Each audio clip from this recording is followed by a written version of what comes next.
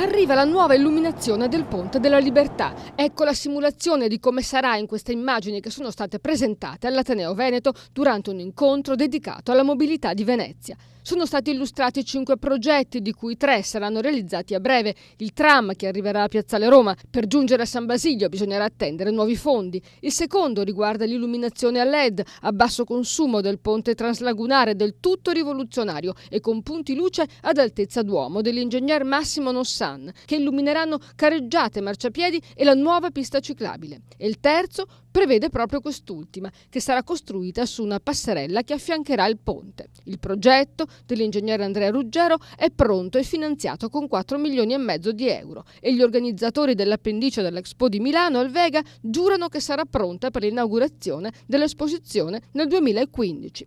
Sono stati poi illustrati altri 2 progetti e questi decisamente futuristici e tutti da valutare, come il sistema di attraversamento mobile su pontili galleggianti dell'arcipelago dell'isola della Certosa, Vignola e Sant'Andrea, per inserire l'isola e il suo parco nel tessuto urbano veneziano. L'idea è di Alberto Sonino. E poi il più avveniristico di tutti, il Laguna People Mover, ossia un collegamento aereo tra l'aeroporto e Venezia, con stazione all'Arsenale e tra l'Arsenale e il Lido. Un progetto di fortissimo impatto ambientale degli architetti Cocco, un treno che scivola su una monorotaia a pelo d'acqua a 5 metri d'altezza e che taglia in 2 la laguna, una visione da film di fantascienza, ma che ha il grande vantaggio di non agire sulla superficie dell'acqua e non alimentare il moto ondoso. Il progetto ha calamitato l'attenzione di tutta la città ed è da alcuni giorni oggetto di discussioni negli incontri tra le istituzioni e i cittadini. Un'idea destinata a far parlare di sé forse per anni, come la sublagunare poi accantonata. Ma voi cosa ne pensate? Ditelo sulla nostra pagina Facebook.